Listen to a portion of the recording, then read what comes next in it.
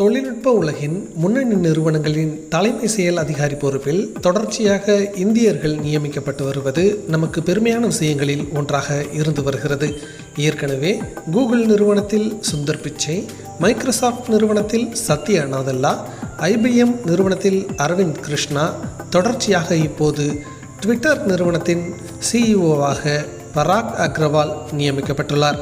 பெரிய அளவில் தெரியாத ஒரு முகமாகவே இதுவரைக்கும் பராக் அக்ரவால் இருந்து வந்துள்ளார்.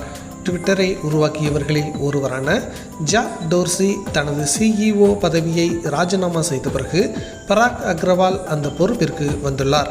இதுவரைக்கும் ட்விட்டர் நிறுவனத்தின் தலைமை உறுப்பினர்கள் கொண்ட அமைப்பில் முக்கியமானவராக பராக் அக்ரவால் இருந்து வந்திருந்தாலும் கூட அவரை பற்றி வெளியுலகில் அவ்வளவாக பேசப்படவில்லை. ஆனால் இனிமேல் அவர் பேசப்படுவார். சுமார் 10 ஆண்டுகளுக்கு மேல் ட்விட்டர் நிறுவனத்தில் பணியாற்றிய அனுபவம் மிக்கவர் அக்ரவால். தற்போது முதன்மையான பொறுப்பான CEO பதவி இவருக்கு வழங்கப்பட்டுள்ளது. மும்பையில் பிறந்தவரான பராக் அக்ரவால் IIT பாம்பேயில் கம்ப்யூட்டர் சயின்ஸ் மற்றும் என்ஜினியரிங் பிரிவில் பட்டம் பெற்றார். பின்னர் அமெரிக்காவில் உள்ள ஸ்டான்ஃபோர்டு பல்கலைக்கழகத்தில் முனைவர் பட்டத்தை பெற்றார். பின்னர் 2006 மற்றும் 2010க்கு இடைப்பட்ட காலத்தில் லார்ஜ் ஸ்கேல் டேட்டா மேனேஜ்மெண்ட் பிரிவில் மிகப்பெரிய ஆராய்ச்சியில் ஈடுபட்டார். ட்விட்டரில் வேலைக்கு சேர்வதற்கு முன்பாக யாஹூ, மைக்ரோசாஃப்ட் மற்றும் AT&T லேப்ஸ் போன்ற நிறுவனங்களில் பணிபுரிந்த அனுபவம் இவருக்கு உண்டு. பின்னர் ட்விட்டரில் 2011ஆம் ஆண்டு வாக்கில் ஒரு பொறியாளராக இணைந்தார். 2017இல் சீஃப் டெக்னாலஜி ஆஃபீஸர் என்ற அந்தஸ்துக்கு உயர்ந்தார். தற்போது CEO அந்தஸ்துக்கு உயர்ந்திருக்கிறார்.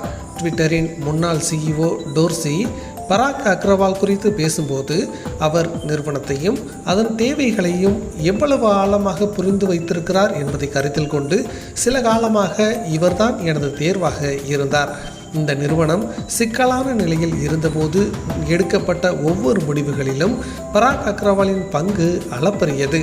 ஆர்வம், ஆய்வு செய்திடும் பாங்கு, பகுத்தறிவு, படைப்பாற்றல், சுய விழிப்புணர்வு மற்றும் அடக்கம் ஆகியவை அவரது சிறப்பம்சங்கள் என புகழ்ந்துள்ளார் டோர்சி.